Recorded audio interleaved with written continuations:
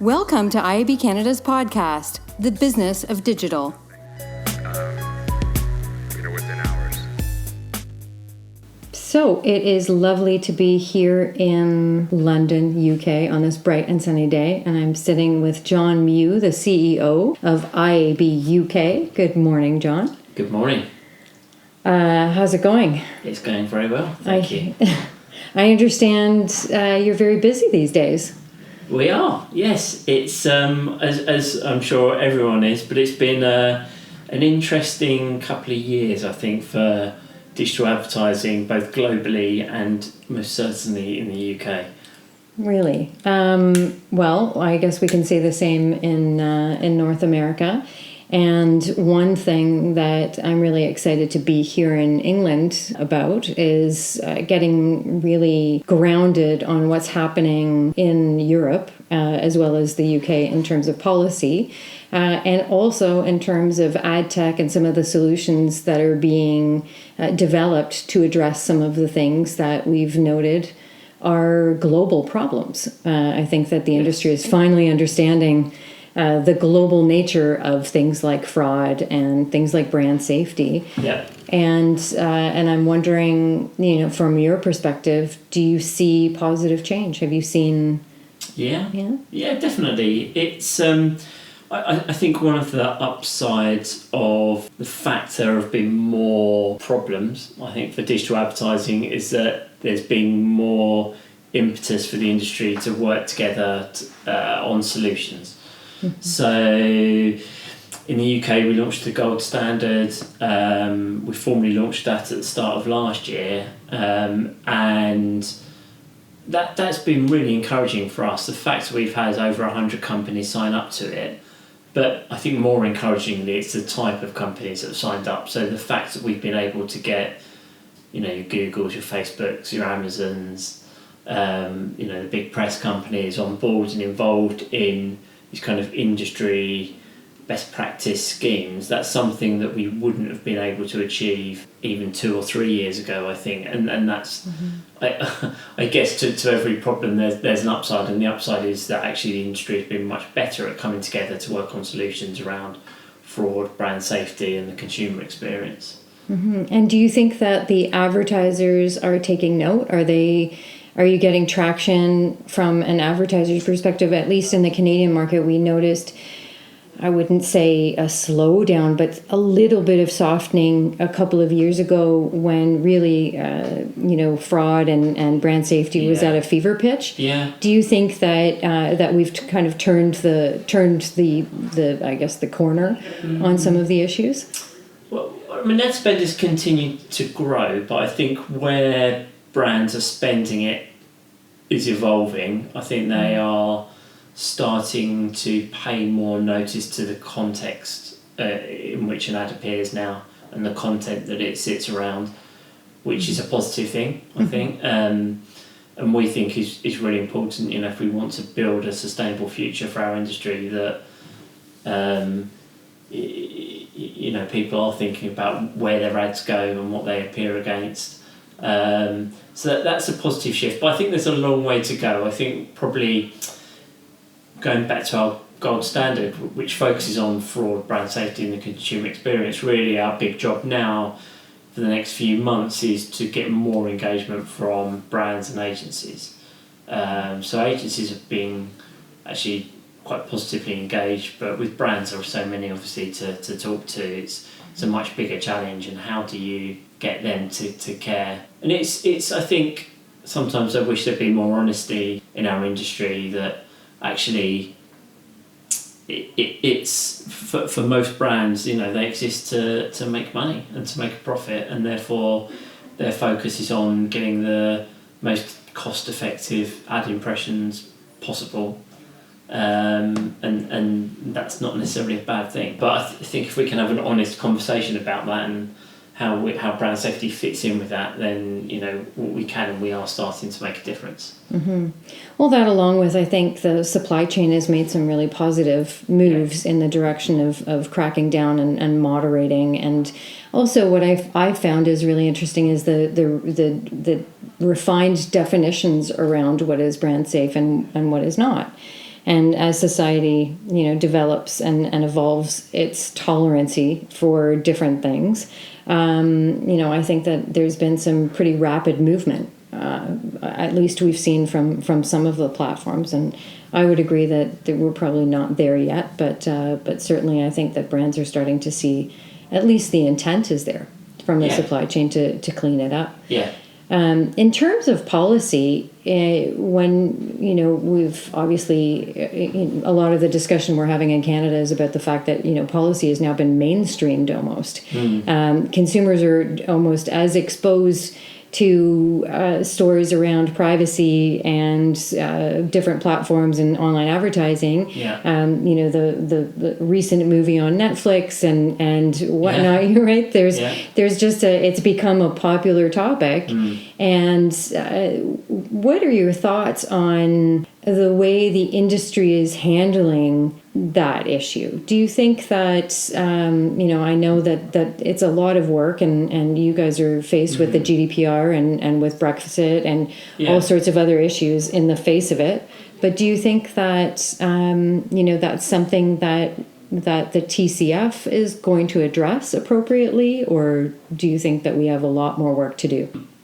Well, both. I think the TCF will make a big difference to, certainly from a European perspective, how we're making sure the industry complies with the law and with the GDPR. I think the area where we need to do a lot more, though, is on the, I guess, the sort of public narrative of digital advertising. And actually, when I say public, even to policymakers, that I think we've unfortunately, the narrative has become very much a negative one about digital advertising, that it's a bad thing, and we need to have more balance in that debate. That's not always the case.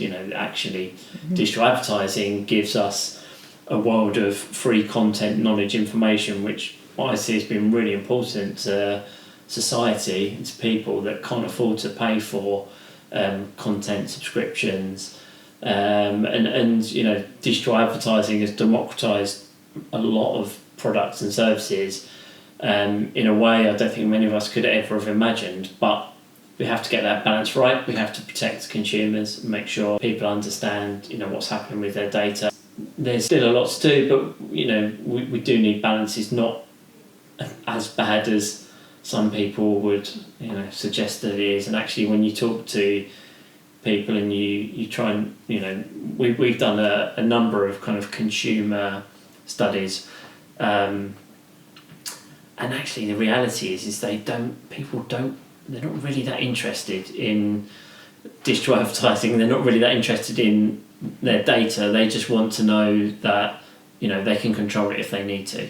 So choice and transparency. Transparency, choice, control. As long as they exist, right, they're generally pretty okay about things. But I mean, the piece of research we did, we were almost we didn't know what to do with it, actually, because it was so positive about digital advertising. Our hypothesis was that the population at large, would have a very negative opinion of digital advertising, and actually the result was the total opposite of that. Right. Maybe we're just more aware of those articles because we're in the industries, but the consumers maybe are not picking up on it to the same degree that maybe IAB Canada, IAB UK, of course. That makes a lot of sense. Yeah, I've seen that as well in our market, that we're the Canadian consumer.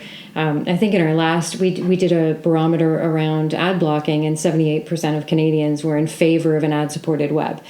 So that in itself, it wasn't a leading question. No, it wasn't. So we feel really comfortable in the fact that the consumers are quite optimistic about advertising.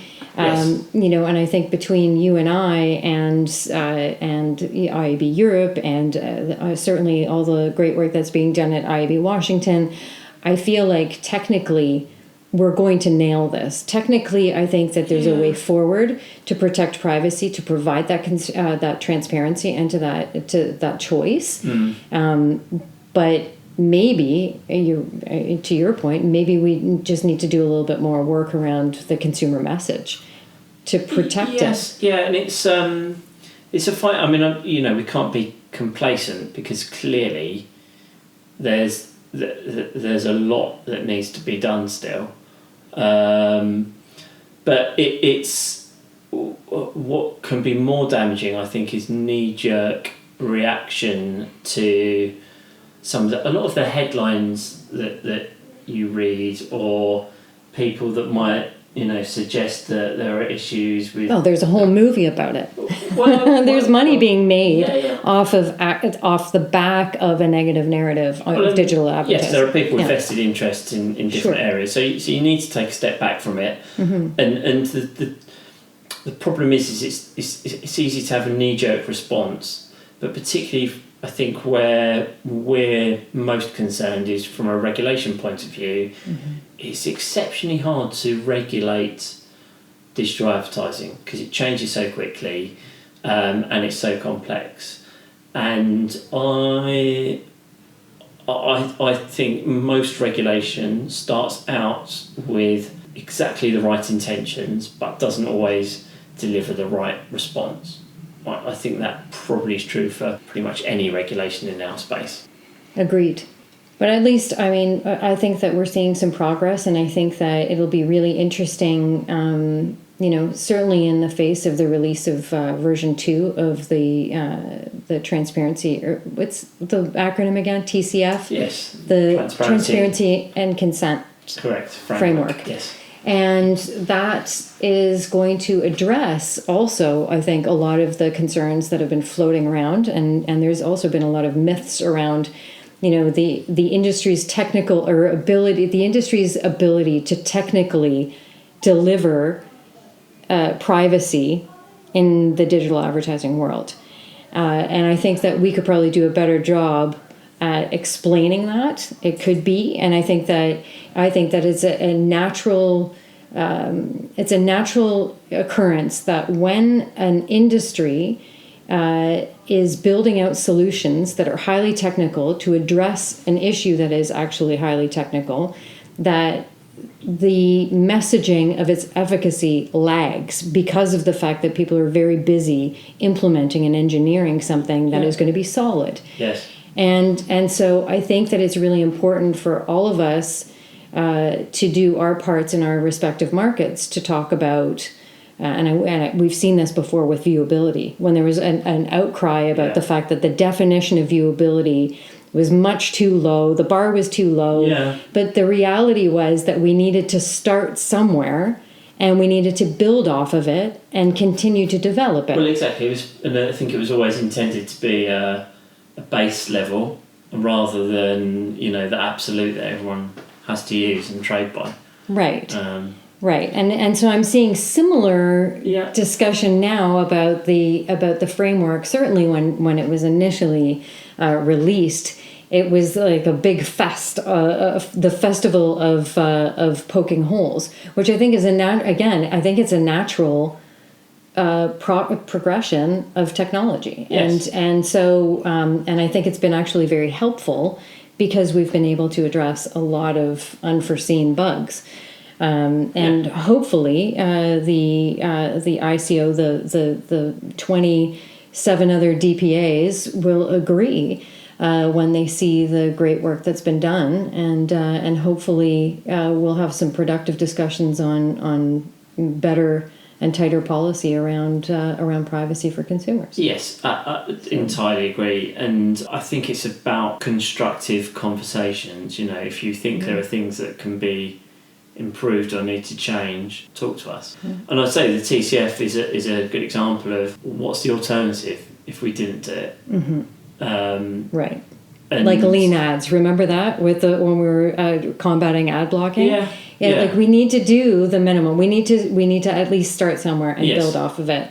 And it would be so much more productive, with more feedback as opposed to, the walking away from it or the hesitancy to embrace it. Right. So it would be really nice to see more, I think, more collective and cross-market collaboration on its development. And we'll see what happens with the CCPA now in California.